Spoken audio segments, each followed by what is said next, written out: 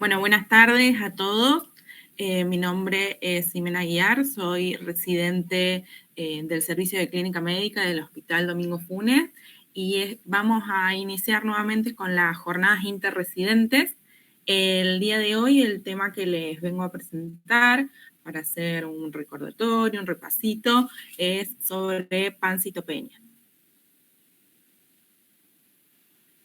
Para hacer la presentación me basé sobre la información sobre la fisiología de Farreras, ¿sí? Y las guías de diagnóstico y tratamiento de la Sociedad Argentina de Hematología y algunas que otras fuentes que van a ser referidas en su momento. Bueno, para empezar a definir, una pancitopenia es la presencia simultánea de anemia, leucopenia y trombocitopenia. La anemia definida como hemoglobina a una concentración menor a 13 gramos por decilitros en hombres y menor a 12 gramos por decilitros en mujeres. Leucopenia como un recuento de leucocitos menor a 4.500, leucocitos por milímetro cúbico, o un recuento absoluto de neutrófilos menores a 1.500 por milímetro cúbico. Y como trombocitopenia, al recuento de plaquetas menor a 150.000 plaquetas por milímetro cúbico. Para saber, la pancitopenia no es una enfermedad en sí, sino que es el signo de una enfermedad de etiología a identificar, ¿sí? Es un problema hematológico relativamente frecuente en la práctica clínica, que muchas veces el hallazgo es incidental tras un control o una rutina de laboratorio y debería sospecharse de una pancitopenia cuando el paciente presente palidez y astenia, por ejemplo, asociado a la anemia, fiebre prolongada, que puede ser asociada a la neutropenia, y o tendencia a los sangrados secundaria a la trombocitopenia. Cuando estos tres hallazgos se presentan de forma simultánea, se denomina lo que se llama falla medular, ¿sí? Según podemos clasificar la pancitopenia en su severidad de acuerdo si tenemos un recuento de linfocitos total mayor a 2.500 por milímetro cúbico como leve, o un hematocrito mayor al 26%, o un recuento de plaquetas mayor a 75.000 por milímetro cúbico, como severa cuando el recuento de linfocitos es menor a 1.500, un hematocrito menor al 20%, o un recuento de plaquetas menor a 45.000. ¿Sí? Y los valores intermedios a esto se consideran una pancitopenia moderada. Arbitrariamente y a los fines prácticos, las pancitopenias se clasifican en centrales, periféricas, y hay situaciones en las que se presentan características mixtas, ¿sí?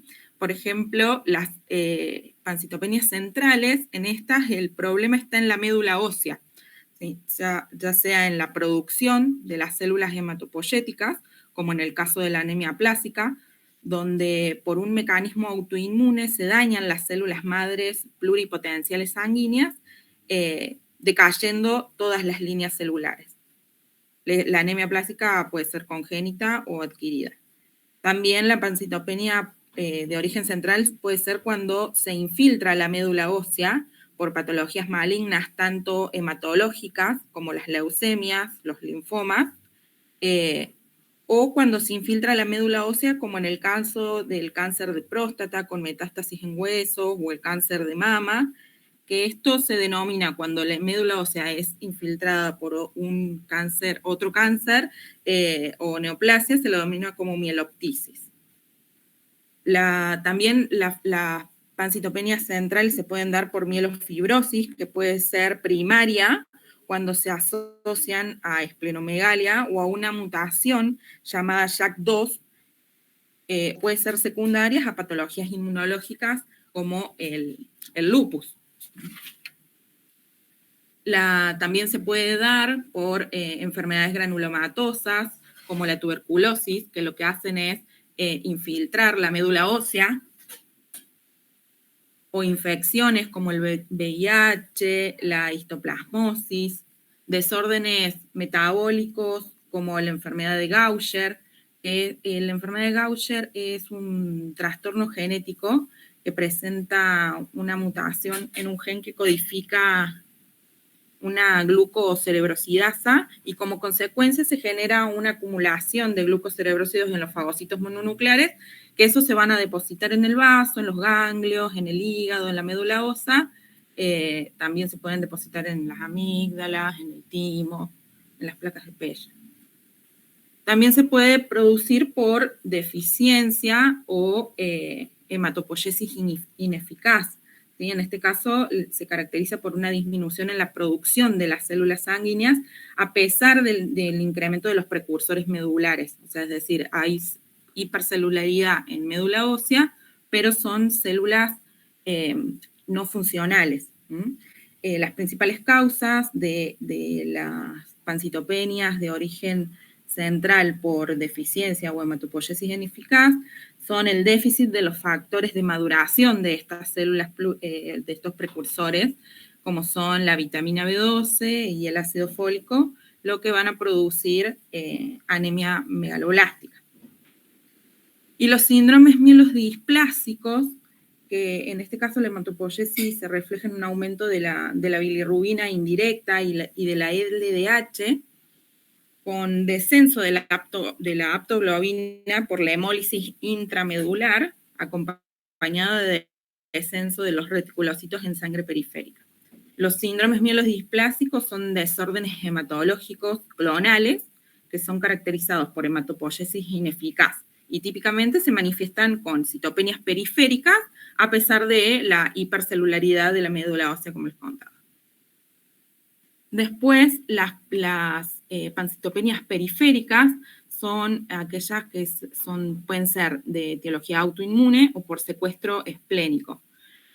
Las autoinmunes, por ejemplo, el lupus, como les nombraba, que entonces se presenta de formas mixtas, generando una pancitopenia central y periférica, ¿sí? Y por secuestro esplénico, esto es cuando hay esplenomegalia, lo que determina una hiperfuncionalidad del vaso, y como por ejemplo en pacientes con cirrosis hepática, con esplenomegalia, que produce secuestro de las líneas celulares, determinando la pancitopenia. Y las formas mixtas, por ejemplo, la hemoglobinuria paroxística nocturna, que puede dar fallo medular y destrucción periférica también. El lupus con afectación central y periférica, como les contaba, y los síndromes hemofagocíticos, que pueden dar esplenomegalia con secuestro y una proliferación incontrolada de histiocitos en médula ósea, en ganglios, en hígado y en vaso. Ahora, a sabiendas de que esta es una patología, como le decimos, que no es una patología en sí, sino que es el signo de una enfermedad, debemos plantearnos ante un laboratorio que nos refleja estos índices hematológicos, si este paciente, por ejemplo, necesita una punción de aspiración de médula ósea. Se está reflejado en varios estudios de que muchas veces se ven estos índices alterados en un laboratorio y se lo deriva directamente a un hematólogo para ser estudiada esta situación y no se hacen las caracterizaciones o no se lo estudia un poquito antes de realizar la derivación, a sabiendas de que, como les decía, esto puede estar siendo producido por una patología subyacente. Entonces, tenemos que pensar, este paciente necesita una punción de aspiración de médula ósea, entonces sería una buena práctica mirar al paciente, estudiarlo, hacer la semiología correcta, mirar el frotis y mirar el recuento absoluto de neutrófilos. Bueno, este es otro cuadrito, como para nombrar algunas etiologías más de acuerdo a la clasificación, ¿sí? En centrales, como les decía, poroplasia o hipoplasia. Es muy frecuente las pancitopenias por el uso de fármacos, ¿sí? Frecuentemente nosotros en el servicio presentamos estos casos, pancitopenias por el uso crónico de fármacos y algunos antibióticos, que ya los vamos a nombrar a los más frecuentes, que producen pancitopenias. Bueno, también hay agentes físicos y químicos que están asociados a la aplasia o la hipoplasia medular. Y tenemos aquellos que siempre producen aplasia a dosis dependiente, en ocasiones producen aplasia y casos aislados que produzcan aplasia. Por ejemplo, siempre van a producir aplasia a dosis dependiente el benceno, las radiaciones ionizantes, las mostazas azufradas, como la ciclofosfamida, los antimetabolitos como los antifólicos, los antimitóticos como la colchicina, el arsénico, los estrógenos.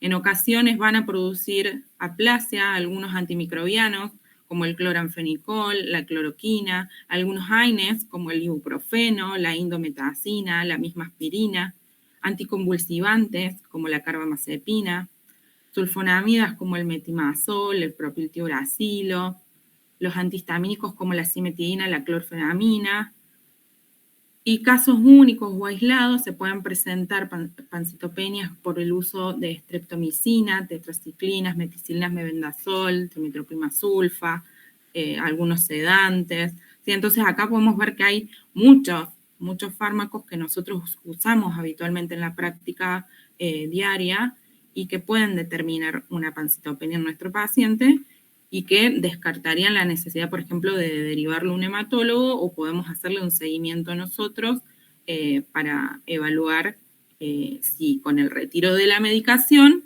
esa pancitopenia va cediendo. Bueno, en el caso de las pancitopenias centrales por hematopoiesis ineficaz, decíamos que, por ejemplo, fármacos que generan el déficit de vitamina B12 o de ácido fólico, que son estos precursores que generan la maduración de las líneas celulares de la médula ósea, tenemos el omeprazol, que es un factor que genera déficit de vitamina B12, la metformina, los antiácidos, la aspirina, la colchicina, los barbitúricos, los anticonceptivos orales, que antagonizan el ácido fólico, el metotrexato, la trimetoprimida. Después, como causas de pancitopenia periférica y de hiperesplenismo, tenemos las anemias hemolíticas congénitas, las citopenias inmunes, la púrpura trombocitopénica inmune, la neutropenia inmune, la anemia hemolítica autoinmune. Estas son causas, ¿sí? Las infecciones como la mononucleosis infecciosa, la endocarditis bacteriana, el paludismo, la tuberculosis miliar, la leishmaniasis, la brucelosis, los síndromes inflamatorios crónicos, como el lupus, la artritis reumatoide, los síndromes congestivos, como la cirrosis hepática que nombramos, la trombosis de la vena porta, la obstrucción de la vena esplénica, el síndrome de Buchiari, la insuficiencia cardíaca congestiva, pueden generar la congestión, como decíamos, de todo este sistema, entonces generar el hiperesplenismo. O enfermedades infiltrativas que afecten al vaso, como linfomas, la tricoleucemia, la policitemia vera, las enfermedades de depósito, las amiloidosis, o tumores y quistes esplénicos. Como causas de síndrome hemofagocítico secundario, que también hablábamos que este producía de forma mixta, tiene causas infecciosas, neoplásicas, o por fármacos, o algunas enfermedades sistémicas como sarcoidosis o el lupus. Bueno, como siempre nos gusta es tener algún orden para estudiar estos pacientes. Entonces, ante un laboratorio con parámetros de pancitopenia, tendríamos que estudiar los antecedentes de este paciente, ¿sí? Por ejemplo, si está en tratamiento quimioterápico, nos daría cuenta de que viene por ese lado, el uso de radioterapia, de las drogas o tóxicos. Si este paciente presenta esplenomegalia, ¿sí?, sería indicativo realizar una punción, aspiración de médula ósea y una biopsia de médula ósea.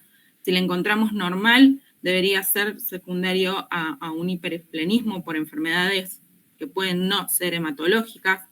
Si es patológica, puede ser cualquier patología de de la médula ósea, como leucemias, linfomas, enfermedades lisosomales o el mismo síndrome hemofagocítico.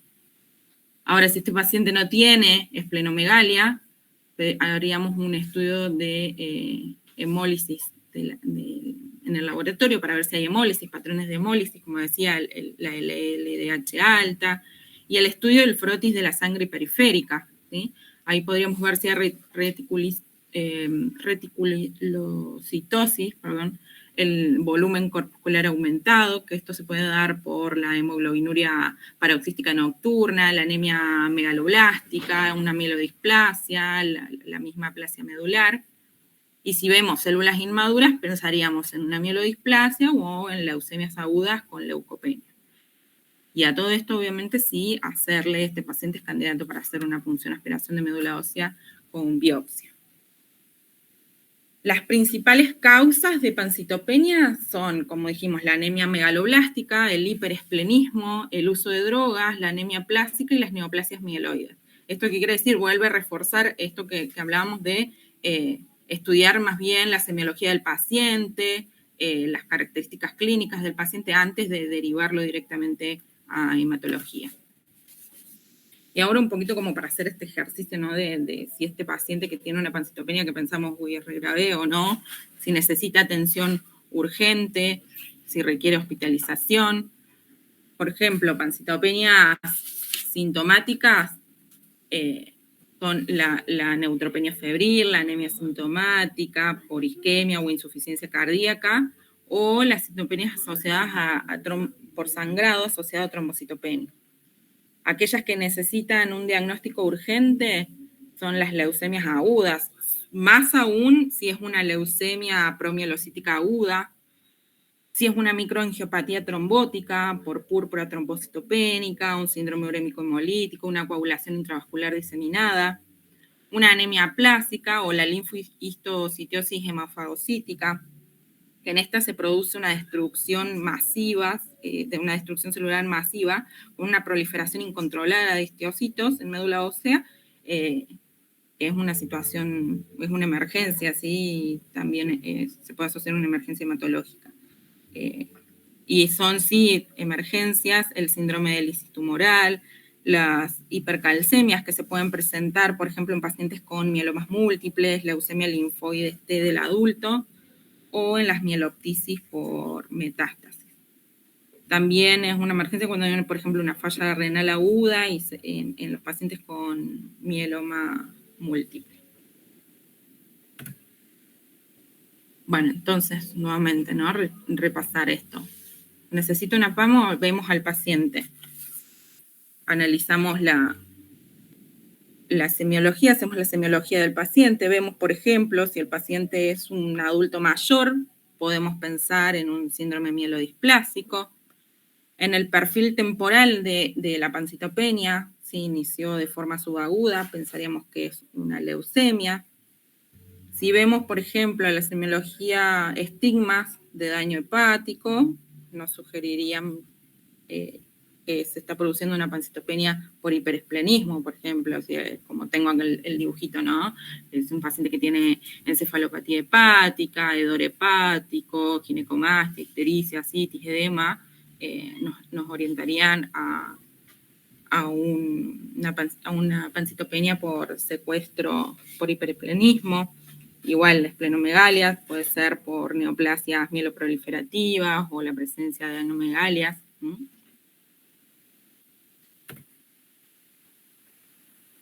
Bueno, acá en esta imagen, que es más bien que bonita, si por ejemplo hacemos el estudio del paciente y la clínica es pobre, pediríamos un frotis, ¿sí? Lo que seguiría sería mirar el frotis. Acá podemos ver en la primera imagen, arriba a la izquierda, neutrófilos que son hiposegmentados, ¿sí? O hipogranulares. Esto lo que orienta es a un fenómeno displásico como un síndrome mielodisplásico. Por ejemplo, en esta imagen, en la que estos son blastos, ¿sí? Esto nos orienta a una leucemia aguda. En esta imagen lo que vemos es una serie eritroide muy heterogéneas, están de diferentes formas, en términos de tamaño y forma, o sea, hay anisopoiquilocitosis, macroovalecitosis, neutrófilos hiposegmentados. Esta imagen es muy característica de anemia megaloblástica. En esta imagen lo que podemos ver son mielocitos, eritroblastos, ¿sí?, en sangre periférica. Y estas células no deberían estar en sangre periférica. Entonces esto lo que nos habla es de un proceso infiltrativo de la médula con mieloptisis, mielofibrosis, ¿sí?, que puede ser, como decíamos, infiltración por un carcinoma. En esta imagen lo que vemos son células pequeñas de características linfoides que están con la cromatina compacta asociadas a restos nucleares. Esta imagen es más bien característica de una leucemia linfocítica crónica. O puede pasar esto, en la que no veamos nada, no se ve nada. Y si no se ve nada, acá se me salta una imagen, si no vemos nada, lo que hacemos es mirar el recuento absoluto de neutrófilos. En el recuento absoluto de neutrófilos nos puede llegar a ayudar a ver si la médula está o no funcionando, ¿sí? Dentro de la médula, los que más nos ayudan porque son más estables o es más fidedigno el seguimiento que podemos hacer en días de la evolución de estas células es con los neutrófilos, porque sabemos que en 12, 24, 48 horas o en un máximo de 72 horas, estas células van a pasar a sangre periférica, ¿sí? Bueno, chicos, eso ha sido todo por hoy.